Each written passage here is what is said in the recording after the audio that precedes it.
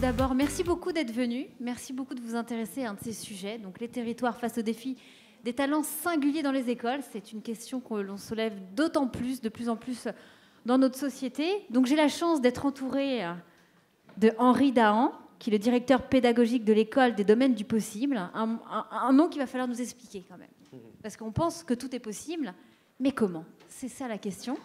Ensuite, je vais passer la parole à la belle Ange Ansour, qui va vous parler d'un programme complètement innovant, les Saventuriers. Il faudra décortiquer ce nom, même si on pense l'avoir compris. Et ensuite, Judith Grumbach, comment tu dis Grumbach, qui va venir nous parler de son premier documentaire réalisé avec le premier réseau mondial d'entrepreneuriat social qui s'appelle Ashoka, qui est en train de faire des étincelles parce que c'est innovant, c'est inspirant, ton travail et les personnes que tu as pu mettre derrière ton objectif. Tout d'abord, Henri, expliquez-nous ce que c'est déjà l'émergence depuis 2015 de cette école du domaine du possible à Arles.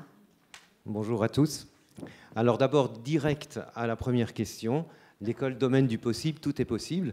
Je ne sais pas, quand on m'a demandé de participer à ce colloque et que j'ai vu Positive Economy Forum, je me demandais vraiment ce que je venais faire avec ma vision poétique de l'école, dans un débat où on se préoccupe d'utopie concrète, d'économie nouvelle.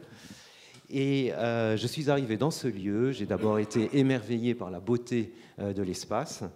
Et le soleil. Non, mais il y a quand même oui, du soleil il y a de au la Havre. lumière, et j'ai pris quelques belles photos. Et je vois un lieu de foisonnement, un lieu incroyablement vivant, un lieu de rencontre. Alors je me dis, oui, nous sommes à peu près dans notre espace, dans notre domaine. Alors, l'école domaine du possible, c'est la création d'une maison d'édition. Et plus précisément des fondateurs de cette maison, Jean-Paul Capitani, Françoise Nyssen. Et ça commence avec l'histoire d'un enfant, une histoire douloureuse. Cet enfant, Antoine, Antoine était réfractaire à ce que l'école attendait de lui, à ce que l'école voulait de lui. Et il s'est recroquevillé sur lui-même, il s'est enfermé en lui. Et ce qui lui restait, c'était le dessin. Il dessinait à longueur de journée à l'école, je l'ai vu faire. Et c'était un beau jeune homme, très élégant, fluet, svelte. Mais la communication passait par d'autres logiques. Et d'Antoine sont restés ces très beaux dessins. Lui a choisi de ne plus vivre à l'âge de 18 ans. Et là, ses parents ont eu un courage extraordinaire. À partir de ce moment-là, ils ont décidé de créer une école qui refuserait l'exclusion, et pas seulement parce que l'exclusion c'est juste insupportable, mais parce que l'inclusion peut être bénéfique.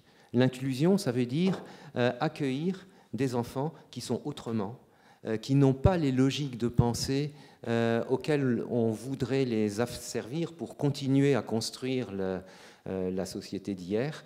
Ce sont des enfants qui peut-être nous montrent un nouveau chemin parce qu'ils nous obligent à retourner nos façons d'enseigner.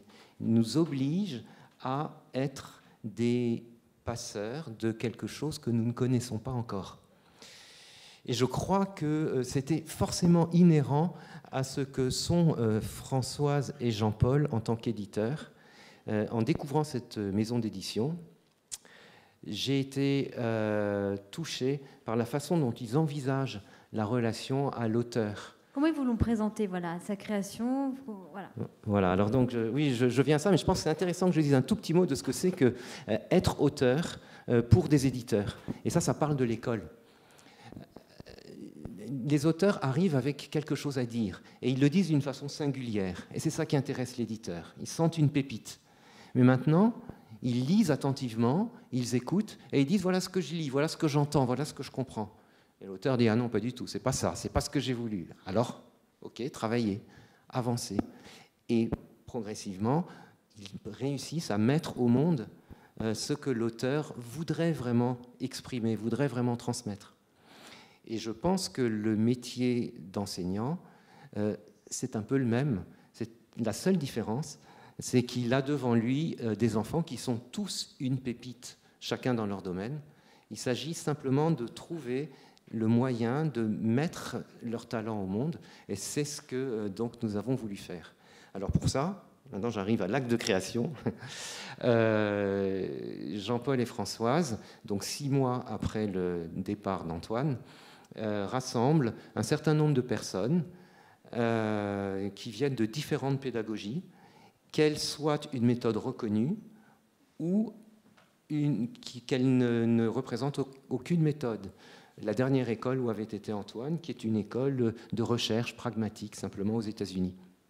Et donc nous étions là, une dizaine de personnes venant des différentes pédagogies dites innovantes, mais qui ont quand même plus d'un siècle. Montessori, Freinet, Steiner-Waldorf, Krishnamurti, donc l'école de Brookwood. Et je crois que ce qui est intéressant, c'est que nous n'avons pas cherché à rassembler les meilleurs savoir-faire de chacune de ces pédagogies, mais que nous avons essayé de rêver ensemble, dans cette diversité, ce que pourrait être une école, un endroit où, en rassemblant cette diversité, on arriverait à imaginer quelque chose de neuf. Donc la particularité dans cette école, il n'y a pas de notes, il n'y a pas de manuel scolaire. Alors voilà, on a touché... Quelles sont les particularités voilà. C'est une des particularités, c'est une des manifestations de la particularité de l'école. Mais je dirais peut-être la chose première, c'est de considérer les enfants comme étant absolument individuels. Au fond, ils sont à l'école pourquoi ? Ils sont là pour grandir, pour exister surtout, pour apprendre. Et ils ont une soif d'apprendre et d'apprendre joyeusement. Et ce ne sont pas que des têtes. On ne peut pas considérer... C'est drôle d'ailleurs, quand on parle d'un troupeau, on parle toujours de têtes. Hein, et si on voit des enfants comme des têtes qui sont marquées à se faire indélébiles, peut mieux faire, c'est évidemment assez épouvantable.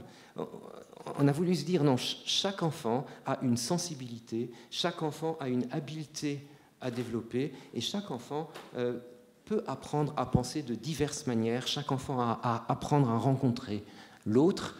Toutes ces compétences devaient être mises en œuvre.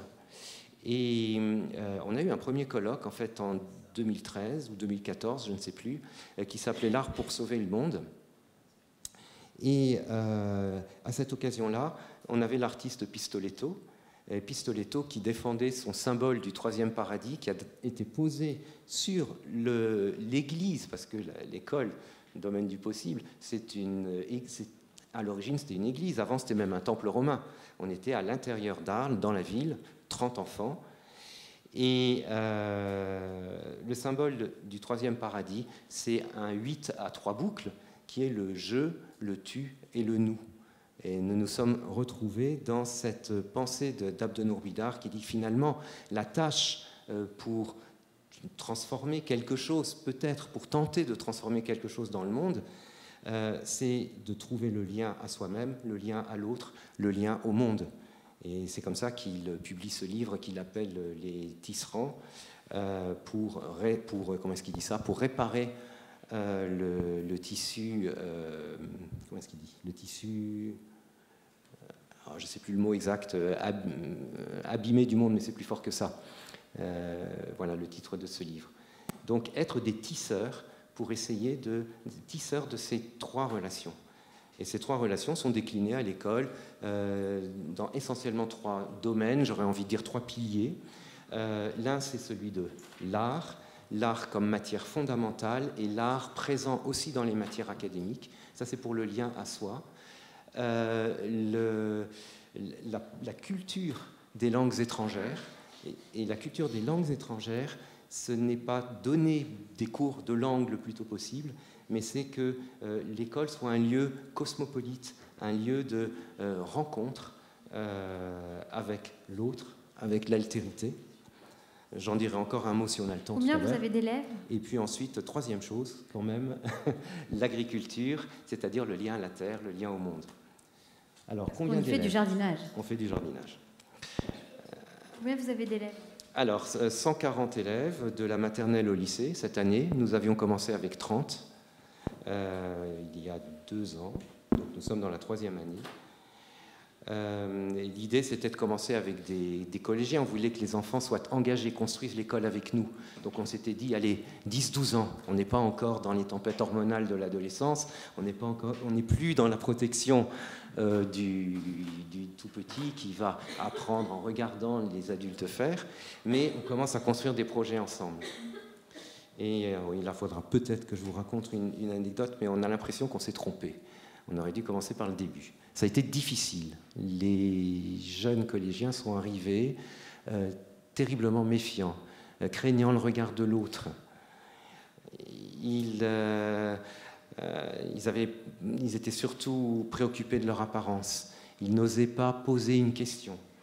Ils avaient peur d'être ridicules.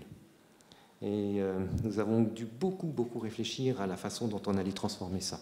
Alors là, peut-être je vous raconterai. Mais... Là, depuis 2 ans, qu'est-ce que vous avez... Pas des témoignages qui vous ont touché en disant, enfin, il y a vraiment une évolution, on a pu débloquer certaines choses, on a pu faire sortir telle créativité, ou il y a des élèves qui ont retrouvé de la confiance en soi. Qu'est-ce qu'on peut dire?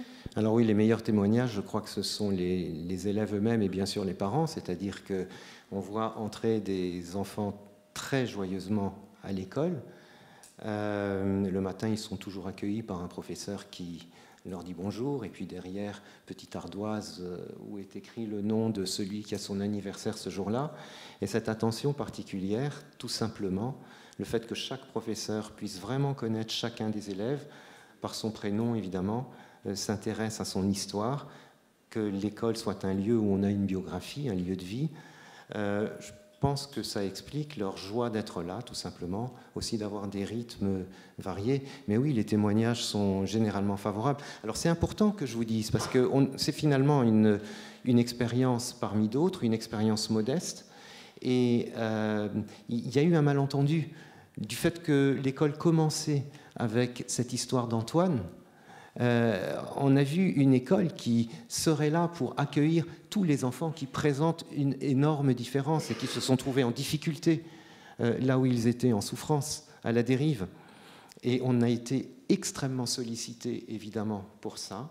Dès qu'on voit un enfant, on a envie de l'accueillir, on l'accueille, et puis nous nous rendons compte que nous ne savons pas faire, que nous n'avons pas les dispositifs. Alors du coup, ce que nous disons aujourd'hui, c'est que c'est une école pour tous les enfants, où l'enfant autrement, l'enfant différent, a sa place, comme les autres, avec les autres, mais pas plus que les autres, autant que nous pouvons les porter.